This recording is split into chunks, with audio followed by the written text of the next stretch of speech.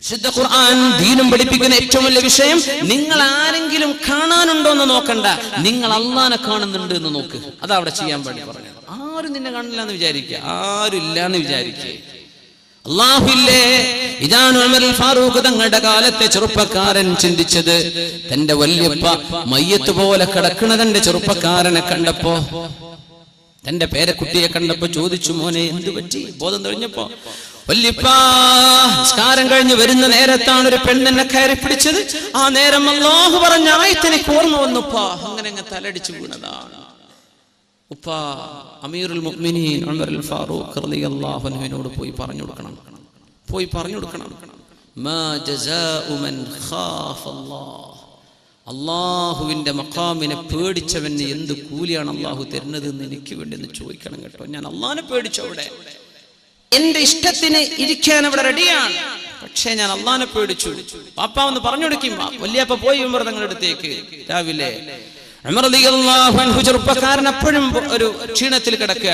ഉമർ തങ്ങൾ വന്നപ്പോഴേക്കും ചെറുപ്പക്കാരൻ മരിച്ചിട്ടുണ്ട്. ആ ചെറുപ്പക്കാരനെ മയ്യിത്ത് നിസ്കരിച്ചു ഉമർ ഫാറൂഖ് റളിയല്ലാഹു തആല അൻഹു. എന്നിട്ട് അവിടെ നിന്ന് പറഞ്ഞു, ലക ജന്നതാൻ, നിനക്ക് രണ്ട് സ്വർഗ്ഗമുണ്ട്, നിനക്ക് രണ്ട് സ്വർഗ്ഗമുണ്ട്. ഖുർആനാ പറഞ്ഞത്. വലിമൻ ഖാഫ മഖാമ റബ്ബിഹി ജന്നതാൻ. അല്ലാഹുവിന്റെ മഹത്വം മനസ്സിലാക്കി എന്റെ റബ്ബ് എന്നോട് അനുവദിച്ചില്ലല്ലോ എന്ന് ചിന്തിച്ച് പിന്മാറുന്നവൻ, തിന്മയിൽ നിന്ന് പിന്മാറുന്നവൻ, ഇവർക്കാണ് സ്വർഗ്ഗം. ഒന്നല്ല, രണ്ട് ജന്നതാൻ. യൂസുഫ് അലൈഹിസ്സലാമിനെ പോലെ ഉമർ തങ്ങൾ പറഞ്ഞു, അൽഹംദുലില്ലാഹ് അല്ലദി ജഅല ഫീ ഹാദിഹിൽ ഉമ്മ, ഈ ഉമ്മത്തിൽ അല്ലാഹു ഉണ്ടാക്കിയല്ലോ റജുലൻ വാഹിദൻ മിഥല യൂസുഫ്, യൂസുഫ് നബിയെ പോലത്തെ ഒരാളെങ്കിലും ഈ ദീനിൽ അല്ലാഹു ഉണ്ടാക്കിയല്ലോ. അൽഹംദുലില്ലാഹ്. ഇങ്ങനത്തെ ചെറുപ്പക്കാരികളാണ് നമുക്ക് വേണ്ടത്. ഹറാമിലേക്ക് വിളിക്കുമ്പോ ഞാൻ ഇല്ല മോളെ, ചെറുപ്പക്കാരെ ഇന്ന് നീ ഡിലീറ്റ് ചെയ്തോ നിന്റെ കോണ്ടാക്ട്സിൽ, ഇന്ന് നീ നിന്റെ ഫ്രണ്ട്സിനെ അൺഫ്രണ്ട്ലി, അള്ളാഹ്ക്ക് വേണ്ടി. അള്ളാഹിനെ വിചാരിച്ചു. പെണ്ണെ സ്നേഹമൊക്കെ സ്നേഹമാണ്, പക്ഷേ നമുക്കിത് പാടില്ല പെണ്ണെ, ഞാൻ മടങ്ങാണ്, തൗബ ചെയ്ത് ഇന്ന് നാളെ നിന്റെ അക്കൗണ്ടുകളൊക്കെ ഒന്ന് ശരിയാക്കിക്കോ. നിന്റെ കിതാബ് ഉണ്ടല്ലോ, ഫേസ്ബുക്ക് തന്നെ കിതാബ്, ആ കിതാബ് നാളെ ഒന്ന് അപ്ഡേറ്റ് ചെയ്ത. എന്ത്? നിനക്ക് പാടില്ലാത്തവർ നിന്റെ ഫ്രണ്ടായിട്ട് ഓൺലൈനിലോ ഓഫ്ലൈനിലോ ഓൺ എയറിലോ ഓഫ് എയറിലോ ഇതൊന്നും പറ്റില്ല. അള്ളാഹു അനുവദിച്ചിട്ടില്ല. ചെറുപ്പക്കാർ അച്ചടക്കം പാലിച്ച് ജീവിക്കുക, പെണ്ണുങ്ങൾ അച്ചടക്കം പാലിച്ച് ജീവിക്കുക. സൂറത്തുൻ നൂർ പഠിക്കുക, ഖുർആന്റെ തഫ്സീറാണത്, പഠിക്കുക. അതിന്റെ സീഡികളും കാസറ്റുകളൊക്കെ എന്തെങ്കിലും എവിടെ നിന്നൊക്കെ കിട്ടുന്നുണ്ടോ വാങ്ങിച്ചോളൂ, പഠിക്കുക, നന്നായിട്ട് പഠിക്കുക. അള്ളാഹു നമ്മളൊക്കെ നന്നാക്കി തിരുമാറാകട്ടെ. ഉമർ റളിയല്ലാഹു തആല അൻഹു മദീനയിലൂടെ പോകുമ്പോഴാണ് ഒരു പെണ്ണുങ്ങനെ വല്ലാത്ത പാട്ട് പാടുന്നത് രാത്രി നേരത്തെ. ആ പാട്ടിന്റെ സാരാംശം ഇങ്ങനെയാണ്: هل من سبيل إلى خمر فأشربها أم من سبيل إلى نسر بن حجاج. യാ ഉമർ തങ്ങൾ നിന്നോയി, പടച്ചോനെ എന്താണ് ഈ പാട്ട്? ഹൽ മിൻ സബീലിൻ ഇലാ ഖംറിൻ ഫഅശ്റബഹാ. കുടിക്കാൻ ക്ലേശം, കള്ള് കിട്ടിയ തരക്കേടില്ലല്ലോ. ആരെ പാടുന്നത്? ഒരു പെണ്ണേ പറയുന്ന പാടുക. നമ്മളൊക്കെ പറയും, പടച്ചോനെ ഇപ്പൊ ചെറുപ്പക്കാർക്ക് പെൺകുട്ടികളെ ആലോചിക്കുമ്പോഴേ കള്ളോടും ചീട്ടളില്ലാത്ത ചെറുപ്പക്കാരെ കിട്ടിയാൽ മാഷാ അല്ലാഹ് രക്ഷപ്പെട്ടു. ഉസ്താദെ അങ്ങനെ പറയില്ലേ, കള്ളുടിച്ച് റോട്ട് കിടക്കാത്തവരെ കിട്ടിയാൽ രക്ഷപ്പെട്ടു എന്ന് അത്ര നോക്കാൻ പറ്റുള്ളൂ, ഇല്ലാത്തവരില്ല. ഈ ചോരൊക്കെ കള്ളുടിച്ച ചോരയായിട്ട് എങ്ങനെയാ അതുകൊണ്ട് ദ്വാരം അല്ലാഹ് സ്വീകരിക്കുക? നിന്റെ ശരീരത്തിൽ ഓരുന്ന രക്തം അള്ളാഹു ഹറാമാക്കിയ മദ്യത്തിലൂടെ പോഷണം കിട്ടിയതെങ്കിൽ നിന്റെ നിസ്കാരം അല്ലാഹ് തൗബ ചെയ്ത് മടങ്ങിക്കോ, അള്ളാഹുലേക്ക് തൗബ ചെയ്ത് മടങ്ങിക്കോ. പെണ്ണ് പറയാ, ഇനിയുള്ള കാലം അങ്ങനെയാ. ഇന്ന് രാവിലെ എന്റെ സുഹൃത്ത് വിളിച്ചു, നമ്മുടെ വളരെ വളരെ വേണ്ടപ്പെട്ട നമ്മുടെ സുഹൃത്ത് ആസിഫ് ദാരിമി ഉസ്താദ്, നമ്മുടെ ഇബാദിന് വേണ്ടിയൊക്കെ പ്രവർത്തിക്കുന്നവർ, നമ്മുടെ SKSFന്റെ പ്രവർത്തകർക്ക് അറിയാൻ പറ്റുമായിരിക്കും. അവർ ക്യാമ്പസിൽ നടന്നൊരു വിഷയത്തിൽ പെൺകുട്ടികളുടെ ഹോസ്റ്റലിൽ കോൺട്രാസെപ്റ്റീവ് പിൽസ് ആൻഡ് മെഡിസിൻസ്, അതിന് ആവശ്യമായ സാധനങ്ങൾ, പിന്നെ ഡ്രഗ്സ് ആൻഡ് നർക്കോട്ടിക്സ് പെൺകുട്ടികളുടെ ഹോസ്റ്റലിൽ നിന്ന് കിട്ടിയത്. അതും നമ്മുടെ കേരളത്തിലെ ഒന്ന് അച്ചടക്കമുണ്ട് എന്നൊക്കെ നമ്മൾ വിചാരിക്കുന്ന ഒരു എഞ്ചിനീയറിംഗ് കോളേജിന്റെ ഉള്ളിൽ നിന്ന് റെയ്ഡ് നടത്തിയപ്പോൾ കിട്ടിയത്, പെൺകുട്ടികളുടെ ഹോസ്റ്റലിൽ നിന്ന് കിട്ടിയത് മയക്കുമരുന്ന്, സൂചികൾ, ഇഞ്ചക്ഷനുകൾ, പിന്നെ ഗർഭമുണ്ടാവാതിരിക്കാനുള്ള മരുന്നുകൾ. എന്തൊക്കെയാ അതിൻ്റെ കർത്ത? ഇന്ന് രാവിലെ ഞാൻ കാഞ്ഞങ്ങാട് വന്നതിന് ശേഷം സംസാരിച്ചപ്പോൾ ഇന്ന് രാവിലെ പറഞ്ഞ വിഷയം, ഉമ്മത്തിന്റെ കഥ കിടക്കുന്നത് ഇങ്ങനെ. ഇനി അടുത്തൊരു കാലം ഇപ്പൊ തന്നെ ആണോന്ന് എനിക്കറിയില്ല, കള്ളുടും ചീട്ടടില്ലാത്ത പെണ്ണിനെ കിട്ടണമെന്ന് വരക്കേണ്ടി വരും. ആണുങ്ങൾ പോട്ട് പെണ്ണുങ്ങൾ കള്ളുടിക്കുന്ന അവസ്ഥ വരുമോ? ഇത് മാറണം. മുഅ്മിനെ, മരിക്കാൻ പോണ ലോക. നിന്നെ കുറച്ചു നേരത്തേക്ക് അള്ളാഹുടെ വെച്ചിട്ടുള്ളൂ, നീ പോവേ പറ്റൂ. അള്ളാഹു നിന്നെ വിളിക്കാൻ പോവാണ്. കുറെ ആൾക്കാരെ വിളിച്ചു, അവർ കിടക്കുകയാണ് മണ്ണിൽ അനന്തമായി ഖിയാമത്ത് മഹ്ശറ വരെ വിശ്രമിക്കാൻ പോയിരിക്കുകയാണ്. നമ്മളും ഈ നാട്ടിലാണ്, ഇവിടെയാണ് മരിക്കണതെങ്കിൽ ഈ പള്ളിക്കാടിന്റെ എവിടെയെങ്കിലും ഓരത്ത് നമ്മളും പോയി കിടക്കണം. ഇല്ലെങ്കിൽ നമ്മുടെ മഹല്ലുകളിൽ ആ ലോകത്തെ കുറിച്ച് ഓർത്തു. ഇന്ന് അള്ളാഹു നമ്മളെ കൊണ്ടുപോയാൽ നമ്മുടെ അവസ്ഥ എന്താണ്? നമ്മൾ തൗബ ചെയ്ത് മടങ്ങിയിട്ടുണ്ടോ? എന്നെ റബ്ബ് സ്വീകരിക്കുമോ? എന്റെ പടച്ചോൻ എന്നെ സ്വീകരിക്കുമോ? എന്റെ അവസ്ഥ എന്താണ് എന്ന് കിടക്കുമ്പോൾ ആലോചിക്കുക. തൗബ ചെയ്യും. കിടക്കുന്നല്ല, ഈ സദസ്സിൽ ആലോചിക്കും. തൗബ ചെയ്ത് മടങ്ങും. ഒരു പെണ്ണങ്ങനെ പാടുകയെന്ന്, അമ്മിൻ സബീലിൻ ഇലാ ഖംറിൻ ഫഅശ്റബഹാ അമ്മിൻ സബീലിൻ ഇലാ നസ്ർ ഇബ്നു ഹജ്ജാജി. കള്ളു കുടിക്കാൻ കിട്ടിയിരുന്നെങ്കിൽ തരക്കേടില്ലായിരുന്നു. ഒരു പെണ്ണങ്ങനെ പാടുന്നു. അല്ലെങ്കിൽ നസ്ർ ഇബ്നു ഹജ്ജാജിനെ കിട്ടിയാൽ തരക്കേടില്ലായിരുന്നു. നസ്ർ ഇബ്നു ഹജ്ജാജ് ഉമർ തങ്ങൾ, യാ അല്ലാഹ്, എന്താണ് ഈ പെണ്ണി പാടുന്നത്? നേരെ പോയി പരിശുദ്ധമായ മദീനയിലെ പള്ളിയിലേക്ക്, അഷ്റഫുൽ ഖൽഖ് മിമ്പറിൽ നിന്ന്, മിഹ്റാബിൽ നിന്ന് പള്ളിയിലേക്ക്, മസ്ജിദുൻ നബവിയിലേക്ക് സുബ്ഹി നിസ്കാരം കഴിഞ്ഞ പാടെ അമീറുൽ മുഅ്മിനീൻ ഉമറുൽ ഫാറൂഖ് റളിയല്ലാഹു അൻഹു ഒരു ചോദ്യം. അല്ല സഹോദരന്മാരെ, ആരാണ് നസ്ർ ഇബ്നു ഹജ്ജാജ്? അത് ഇന്നാണ് ചെറുപ്പക്കാരനാണ്, നല്ല കാണാൻ ഭംഗിയുള്ള, അവനെ കൊണ്ടുവരെന്ന് പറഞ്ഞു. നല്ലൊരു ഭംഗിയുള്ള ചെറുപ്പക്കാരൻ. ഉമർ തങ്ങൾ ഒന്നും പറഞ്ഞില്ല, പോയി മൊട്ടയടിച്ചു എന്ന് പറഞ്ഞു. മുടിയൊക്കെ ഉണ്ട്, ഭയങ്കര സ്റ്റൈലും മുടിയാണ്. മുടി മൊട്ടയടിക്കുന്നു പറഞ്ഞു. മൊട്ടയടിച്ചു വന്ന് നോക്കുമ്പോ ഗ്ലാമർ പിന്നെയും കുണ്ടി. ഉമർ തങ്ങൾ പറഞ്ഞു, അമ്മിമു, ഒരു തലക്കെട്ട് വെച്ചു കൊടുക്കും. പക്ഷെ അദ്ദേഹം തലക്കെട്ട് കെട്ടിയപ്പോഴേക്കും ചൊറുക്കം കെട്ട് കൂടി, വല്ലാത്ത ഭംഗി. ഉമർ തങ്ങൾ പറഞ്ഞു, പൊന്നാര മോനെ, നീ ഇങ്ങോട്ട് വാ, നിന്നെ ഞാൻ ബസ്റയിലേക്ക് പറഞ്ഞേക്കാം, ഇറാഖിലെ ബസ്റയിലേക്ക്. നീ ബസ്റയിലേക്ക് പോയിക്കോ, നിനക്ക് ജീവിക്കാനുള്ള എല്ലാം ഞാൻ തരാം. എന്തിനാ അമീർ മുഅ്മിനീനെ പറഞ്ഞേക്കണത്? എന്തിപ്പോ ഞാൻ ചെയ്തത്? ഒന്നുമില്ല. ലാ യുസാകിനന്നനി ഫിൽ മദീനതി റജുലുൻ ലാ യുസാകിനന്നനി ഫിൽ മദീനതി റജുലുൻ തഹ്തിഫുൽ അവാതികു ഫീ ഖുദൂരിഹിന്ന. അഷ്റഫുൽ ഖൽഖ് അന്ത്യവിശ്രമം കൊള്ളുന്ന മദീനയാണിത്. അഷ്റഫുൽ ഖൽഖ് വിശ്രമിക്കുന്ന മണ്ണാണിത്. ഈ മദീനത്തെ മണ്ണിൽ ഒരു ചെറുപ്പക്കാരൻ ഇവിടെ ജീവിക്കാൻ പറ്റില്ല. ആ ചെറുപ്പക്കാരനെ ഓർത്ത് അച്ചടക്കത്തിൽ കഴിയേണ്ട പെണ്ണുങ്ങൾ അവന്റെ വസ്തുക്കളും അവന്റെ വിശേഷണങ്ങളും പാടി നടക്കുന്നുണ്ടെങ്കിൽ, ഇവിടുത്തെ പെണ്ണുങ്ങൾക്ക് ഫിത്ന വരുന്നുണ്ടെങ്കിൽ, അങ്ങനത്തെ ഒരാൾ മദീനയിൽ പാടില്ല. അതാ വിഷയം. മദീനത്ത് വേണ്ട, എങ്ങനെയായിക്കോട്ടെ, മദീനത്ത് വേണ്ട. നീ പോയിക്കോ, ബസ്റയിലേക്ക് പോണം. നാട് കടത്തി ശിക്ഷിച്ചത് അല്ല, ഒരു മസ്ലഹത്തിന്. അതേ ചോദിച്ചു ഉമർ തങ്ങളെ, ഞാൻ പോണില്ല, നീ പോയേ പറ്റൂ. എന്തേ? ഒരു ചെറുപ്പക്കാരനും അഷ്റഫുൽ ഖൽഖ് കിടക്കുന്ന മണ്ണിലുള്ള ഒരു പെണ്ണിന് ഹറാമ് തോന്നാൻ പാടില്ല.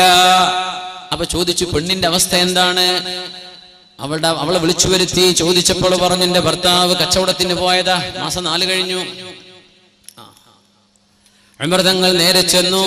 പൊന്നാര മകൾ അഷ്റഫുൽ ഖൽഖിന്റെ ഭാര്യയായ അവിടുത്തെ മകളായ ഉമർ തങ്ങളുടെ മകൾ ഹഫ്സ ബിൻത് ഉമർ ഇബ്നുൽ ഖത്താബ്, ഹഫ്സ ബീവിന്റെ അടുത്തേക്ക്, യാ ഹഫ്സ, ഹഫ്സ ബീവി, നിങ്ങൾ എനിക്ക് പറഞ്ഞു തരൂ, ഒരു ഭർത്താവിന്റെ സാമീപ്യമില്ലാതെ ഒരു പെണ്ണിന് എത്ര കാലം ജീവിക്കാൻ പറ്റും? പറഞ്ഞു, 4 മാസം. 4 മാസം. ചെറുപ്പക്കാരിയാണ്, ജീവിതത്തിന്റെ വൈകാരിക ചിന്തകൾ വരുന്ന പ്രായമാണ്. അത്തരം സാഹചര്യങ്ങളാണെങ്കിൽ 4 മാസത്തിലധികം ഇനി ഒരു പുരുഷനും യുദ്ധത്തിന് പോയാലും കച്ചവടത്തിന് പോയാലും 4 മാസത്തിലധികം വൈകിക്കൂടാ. ഇല്ലാ ബിഇദ്നിഹിന്ന, അവരുടെ സമ്മതമില്ലാതെ എന്ന നിയമം പാസാക്കി ഉമറുൽ ഫാറൂഖ് റളിയല്ലാഹു അൻഹു.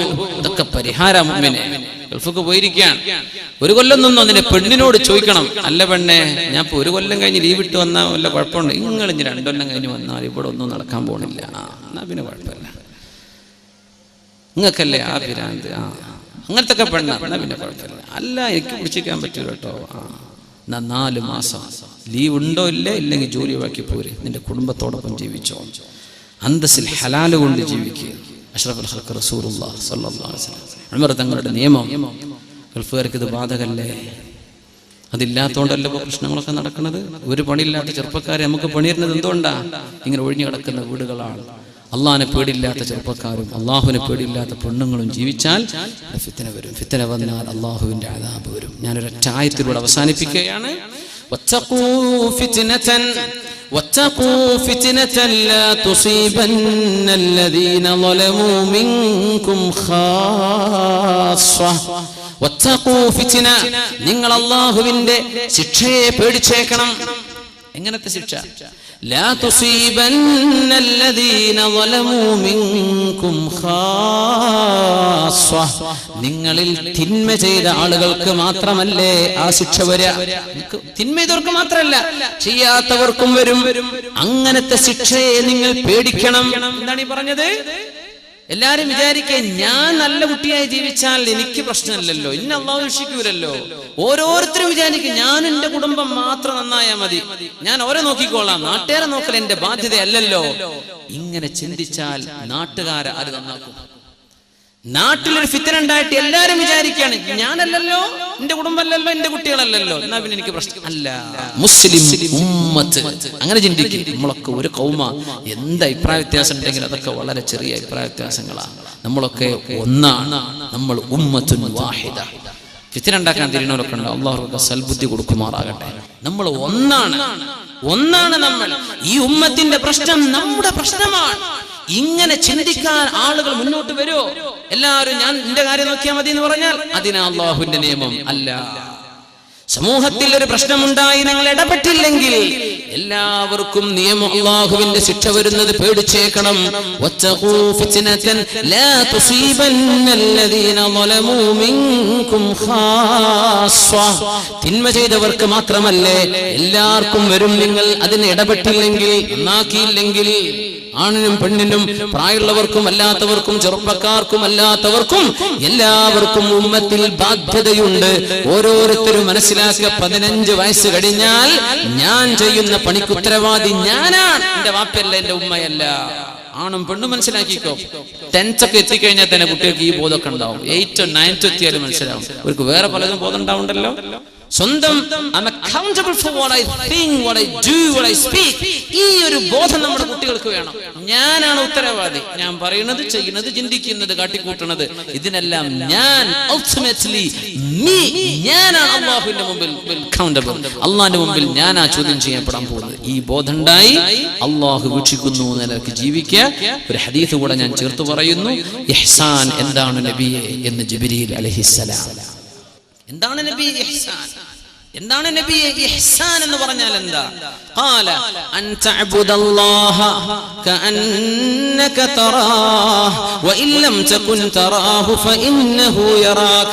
അല്ലാഹു നിന്നെ കാണുന്നു എന്നതുപോലെ നീ അല്ലാഹുവിന് വേണ്ടി ജീവിക്കുക. തഅബുദല്ലാഹ് തുസല്ലി ലില്ലാഹ് എന്നല്ല, പള്ളി കയറുമ്പോൾ മാത്രമല്ല, അല്ലാതെ നിന്റെ ജീവിതം ഇബാദത്താണ്. അല്ലാഹ് നിന്നെ കാണുന്നു എന്നതുപോലെ ജീവിക്കുക. Even if you don't see him, still he sees you. നീ അല്ലാഹനെ വഇല്ലം തകുൻ തറാ, നീ അല്ലാഹനെ കാണില്ലെങ്കിലും ഫഇന്നഹു യറാക്, അല്ലാഹ് നിന്നെ കാണുന്നുണ്ട്. എങ്ങനെ ജീവിക്കേണ്ടത്? നീ അല്ലാഹനെ കാണുന്നുണ്ട് എന്നതുപോലെ ജീവിക്കുക. ഒന്ന് ചിന്തിക്കുക, എന്താണ് പറഞ്ഞത്? നീ അല്ലാഹനെ കാണുന്നുണ്ട്. നമ്മൾ നോക്കലെന്താ? ക്യാമറ ഉണ്ടോന്നാ നോക്കുക, അല്ലേ? ഇന്ന ആരെങ്കിലും കാണുന്നുണ്ടോന്നാ നോക്കുന്നത്. ഇവിടെ ക്യാമറ വെച്ചിട്ടുണ്ടോ? അപ്പൊ ഇവിടെ കുരുത്തക്കേട് പറ്റൂല.